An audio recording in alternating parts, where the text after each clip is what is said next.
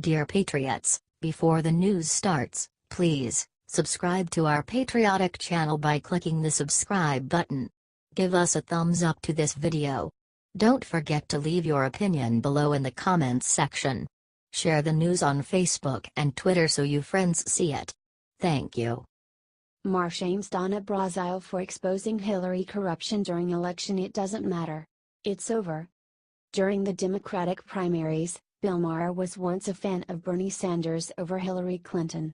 However, now, he is defending Hillary, saying it doesn't matter that she rigged the primary against Sanders and shaming Donna Brazile for coming forward. In an interview, Maher accused Brazile of being stuck in 2016. Can we put the Bernie-Hillary thing aside? That great divide. I mean, that's what all the controversy was with your book, that the elections were, the primaries were rigged, said Maher. And, it doesn't matter, first of all, now. It's over.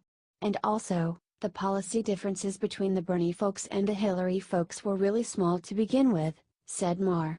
So Maher just doesn't care that the entire Democratic Party is corrupt. Which is good news for us conservatives. Because, while people like Bill Maher say it doesn't matter, the American people care. Brazile made headlines when she proved Hillary's connection with the DNC. I at last found the document that described it all, the joint fundraising agreement between the DNC, the Hillary Victory Fund, and Hillary for America, wrote Brazile. The agreement, signed by Amy Dacey, the former CEO of the DNC, and Robbie Mook with a copy to Mark Elias, specified that in exchange for raising money and investing in the DNC, Hillary would control the party's finances, strategy, and all the money raised. Her campaign had the right of refusal of who would be the party communications director, and it would make final decisions on all of the other staff. The DNC also was required to consult with the campaign about all other staffing, budgeting, data, analytics, and mailings, wrote Brazile.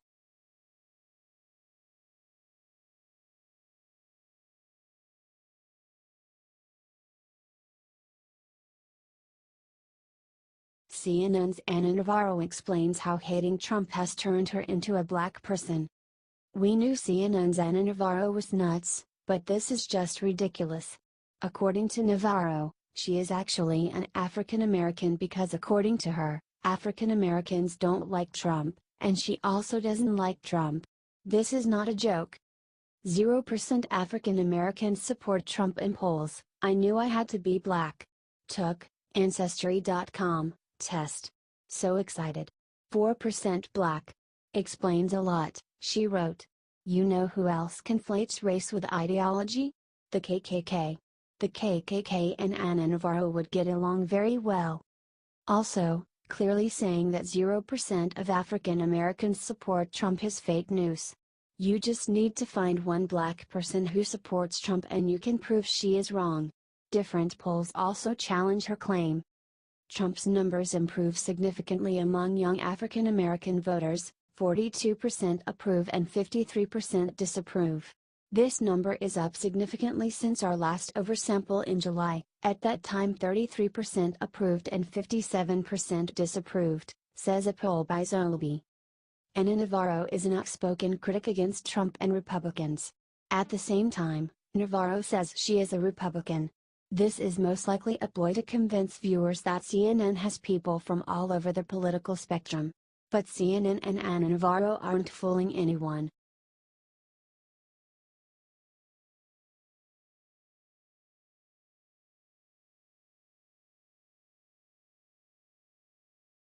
Alec Baldwin claims Melania loves his Trump impression. Melania sets him straight in brutal response. Alec Baldwin is a failing actor who has tried to become relevant again by making fun of Donald Trump. For months, Baldwin has dressed as President Trump on Saturday Night Live in order to mock him. However, he took a step too far when he claimed that Melania Trump loves his impression. I forget where we were, but somebody said, I spoke with so-and-so, who spoke with so-and-so who's in the administration or was in the administration, and he told me that Melania loves your Trump imitation, thinks it's the funniest thing in the world, and he hates the fact she thinks you're funny, despises you even more because she thinks you're funny, said Baldwin during a radio interview. Melania responded to these moronic allegations in a brutal way. That is not true, which is why Mr. Baldwin has no actual names to go with his bizarre assertion, said Melania's spokeswoman. Despite being called out as a liar, telling a very obvious lie, Baldwin doubled down on his claims. And I'm telling you, this guy told me that somebody very high up in the administration, or formerly high up in the administration. Trump's on the phone telling her social secretary what to say to the press, but Melania's in the other room watching SNL, he said. Wrong. Melania would never watch that garbage show.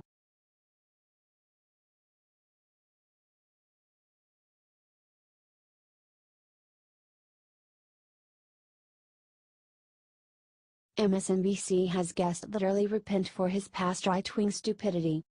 MSNBC's Joy Reid interviewed author Frank Schaeffer.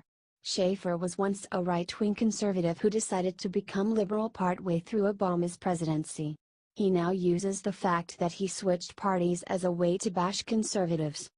The healthy future is sitting around that table with you, said Schaeffer, explaining that because there are a lot of minorities at MSNBC it is a better place. There are black faces there, white faces, Asian faces, he said. You've got one token old white fart here who repents his past right-wing stupidity. I look at what's around your table and say if two lines were forming, I would be running in that direction. That's the healthy, hopeful redemptive future, he said. Back in the day when my dad and I were going around the country establishing the religious right based on our anti-abortion stand, one I've moved a long way from since. The whole idea was bringing America basket to some moral stand, said Schaeffer. Think about the Republican Party now. Throw some words out that are associated with them: mass shootings, Milo, Trump, Moore, Bannon, rape, child molesting, neo-Nazis, white supremacy. What the hell is going on with the Republican Party? He said. That's just disgusting.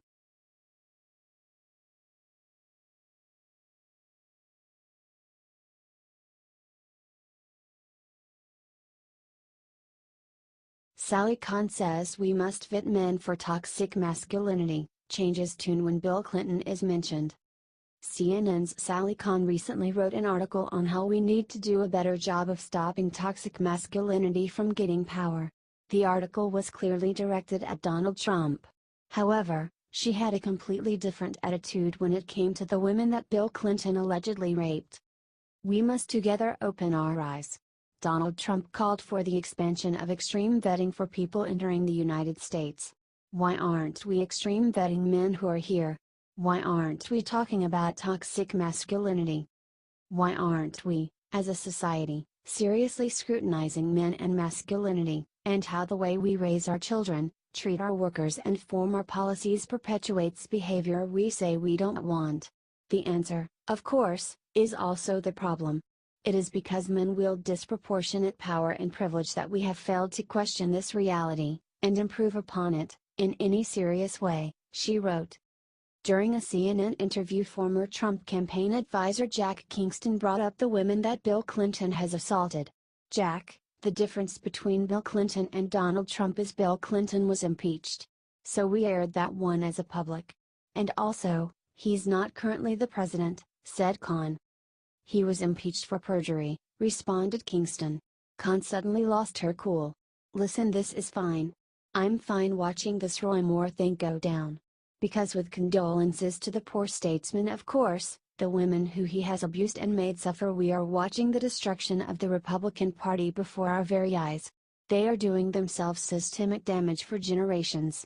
And I'm going to be honest, I'm here for it, she yelled.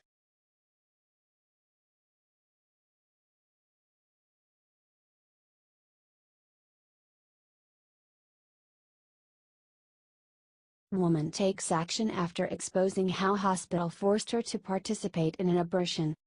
A group of nurses spoke up in favor of the Conscience Protection Act of 2017, an act that would allow healthcare providers like nurses and doctors to sue if they're coerced into participating in abortions or if they face discrimination at work for refusing to do so. One nurse, Kathy DiCarlo, shared the horrifying story of how she was forced to participate in an abortion. In August of 2004, I was hired as an operating room nurse at a New York hospital, a hospital which receives millions of dollars in federal funding. When I was hired, the hospital assured me that I would never have to compromise my conscience, and participate in an abortion. For 5 years, I enjoyed serving patients and received exemplary performance reviews. But on May 24, 2009, the hospital went back on their word, said DiCarlo. I was preparing for what I thought was going to be a common procedure following a miscarriage only to realize that I was being asked to perform an abortion on a live, 22-week-old unborn baby, she said. I reminded her in tears about the hospital's legal obligation to never force me to participate in an abortion, but to always find a substitute nurse, but she refused. My supervisor insisted that I had to do the abortion, and that if I didn't assist, I would be charged with insubordination and abandoning my patient. My nursing career and ability to care for patients and provide for my family would be over, she said. I'll never forget that day as I watched in horror as a doctor dismembered and removed the baby's bloody limbs, and I had to account for all the pieces, she shared. Do you hope the law gets passed?